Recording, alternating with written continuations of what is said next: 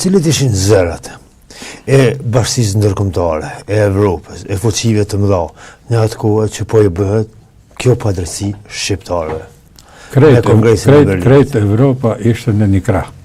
Qajo Evropë që vendosin në Berlin me shvetu ftyrën e vetë, jo të perandorisë osmane, e mbajti gjallë perandorinë osmane. Se rusët mrrinë të dyrë të Stambollit. Ata ndërhynë, Rusia u kthye dhe natyrisht, sipas diktatit rus, u dhanë këtyre toka, pra u dhanë toka edhe i dhanë Malit e Zi, toka tonat, edhe i dhanë Serbis, edhe i dhanë Greqis, pra edhe Bullgarët, më thonë të gjithë patën fitim, edhe ata dejnat periudhe kishin një autonomi dhe aty pasaj në Berlin e Këndej ishin veç shtetet e pavarura. Pra, ishte po kjo Evropa, farsisht sikur kjo Evropa sot, ta ishin sërgjyshërit e këtyre evropianëve, të sotëm që çështjen shqiptare nuk e shikonin me drejtësi, po çështjen shqiptare e shikonin me interes. Në këtë rast, ishte interesi që mos të gërsohet Rusia si perandori dhe të kenë problem me te. Edhe të ndalin, dhe më thonë, turrin e saj të Stambolli. Prandaj u bë dhe Kongresi i Berlinit. Më përpara ishte Kongresi i Shën Stefanit, vërtet ishte një konferencë, dhe më thonë, një lloj marrëveshje që ishte e keqe prapë për neve shqiptarët, e pastaj ndodhi Berlini që s'ishte edhe hiç më i mirë.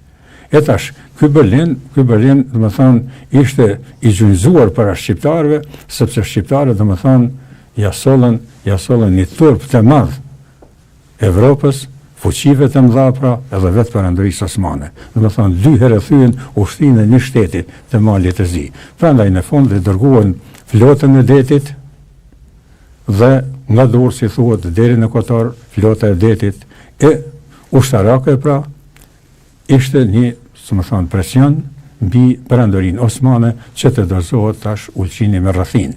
Dhe më thonë, edhe ajo dhe ndodhi, Dervishi ishte ai që e kreu këtë punë. Pastaj u kthye, pushoi në Shkup, ndërsa në fillim të pranverës u nis për Prizren, kënga popullore prap thot, shkoi ke kali nat në gjak, në për grykën e Kaçanikut, dhe mbriti deri në Ferizaj.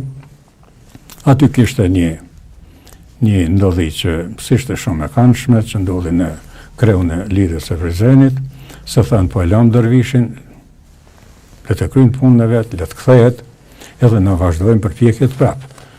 Alia ishte në krye të kësaj fjale pra, kundërshtime kishte, sidomos Haqizeken, kishte kundërshtime edhe të tjerë pra, dhe aty ndodhi ajo që ndodhi, dini betejë e Kosharës, aty kemi vetë sakrificën prapë, si në kohën e këta 2 të pare që i përmenda, Zhuin dhe Sokukën.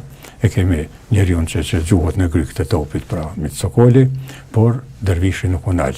Vazhdoi, kemi betejën tjetër të Landovica, nuk u nal, vazhdojnë Prizren dhe kësisojt pra e kreu edhe dorëzimin edhe e kreu në nështrimin e lidhjes. Por lidhja mbeti gjallë, prap Haqizeka bje fjallë organizaj një kryengritje në vitin 85, fillim të viteve 90 prap një kryengritje të dështume, po ishin kryengritje në zinxhirin e përpjekjeve dhe themi të Nokshqiqi, pra Nokshqiqi sot edhe atëherë vërtet ka qenë betejë mbi betejë.